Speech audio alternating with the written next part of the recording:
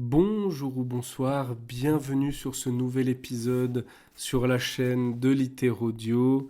Aujourd'hui, on continue à explorer le sommeil en compagnie du docteur Matthew Walker et son livre Pourquoi nous dormons, le pouvoir du sommeil et des rêves.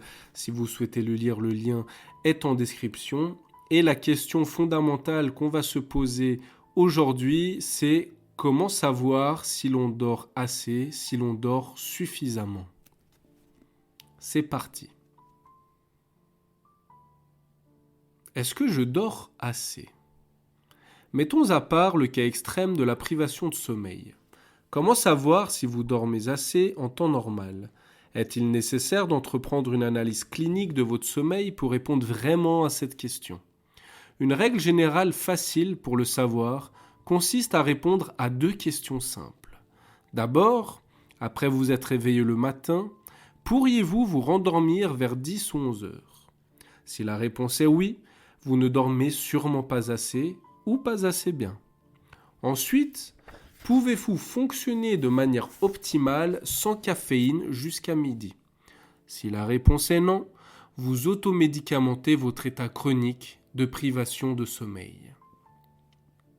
Vous devriez prendre au sérieux ces deux signes et chercher à identifier ce qui manque à votre sommeil.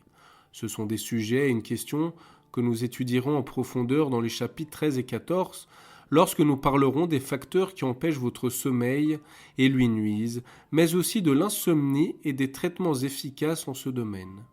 En général, la sensation de manque de vigueur qui pousse une personne à s'endormir en milieu de matinée ou lui impose de renforcer sa vigilance par de la caféine est imputable à des individus qui ne s'offrent pas les occasions adéquates de dormir assez longtemps, au moins 8 ou 9 heures au lit. Parmi les nombreuses conséquences du manque de sommeil se trouve le maintien d'une concentration en adénosine trop élevée. Le matin arrive à l'image d'une énorme dette sur prêt, tandis qu'une certaine quantité d'adénosine de la veille n'a pas été éliminée. Vous portez alors ce large solde d'endormissement tout au long de la journée. Cette dette de sommeil continuera de s'accumuler comme des arriérés de paiement. Vous ne pouvez pas vous y soustraire. Elle se renouvellera jusqu'au prochain cycle de paiement, puis au suivant, et encore au suivant, engendrant un état de privation de sommeil prolongé et chronique qui se reporte d'un jour sur l'autre. Cette obligation notable de sommeil entraîne un sentiment de fatigue chronique qui se manifeste sous de nombreuses formes de maladies mentales et physiques aujourd'hui répandues dans les nations industrialisées.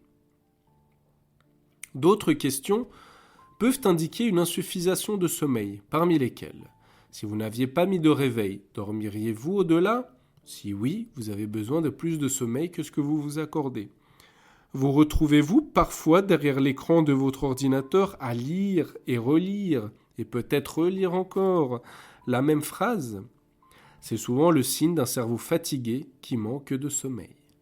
Oubliez-vous parfois, lorsque vous conduisez, de quelle couleur étaient les derniers feux de circulation ?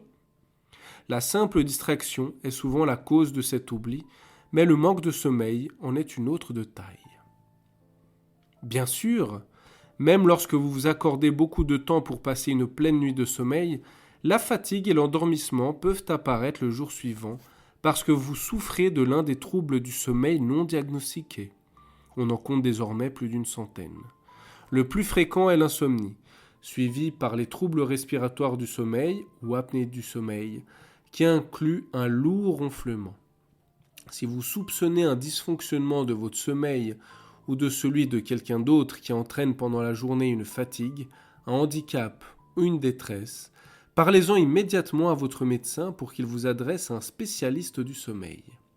Le plus important à cet égard est de ne pas considérer les somnifères comme votre première option. Vous comprendrez au chapitre 14 pourquoi j'affirme cela, mais si vous en utilisez régulièrement ou si vous envisagez de le faire dans un futur immédiat, je vous engage à lire directement, s'il vous plaît, la section de ce chapitre consacrée aux somnifères. Dans le cas où cela pourrait vous aider, j'ai fourni un lien vers un questionnaire développé par des chercheurs spécialistes du sommeil qui vous permettra de déterminer votre degré d'épanouissement de sommeil. Le lien est donc www.ncbi.nlm.nih.gov.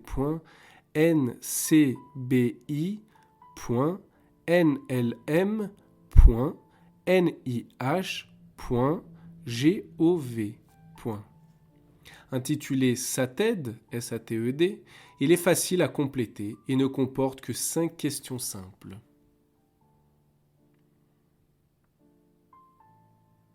Et bien voilà, nous sommes arrivés au bout de cette lecture relativement courte. La toute première issue de livre est tout simplement présente dans la vidéo suivante sur les effets de la caféine sur le sommeil. Je vous invite bien évidemment à aller la consulter et de manière plus globale à aller écouter les podcasts dédiés au sommeil précédent, parce que si vous souffrez de troubles du sommeil, il pourrait vous aider à l'améliorer.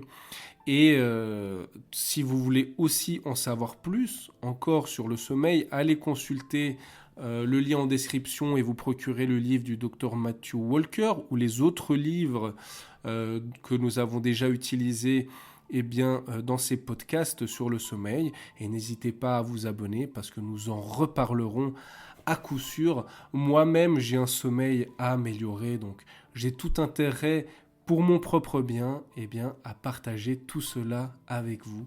Merci à toutes et à tous d'avoir suivi cette vidéo ou d'avoir écouté ce podcast jusqu'au bout. Et je vous dis à la prochaine. Bonne nuit ou bonne sieste.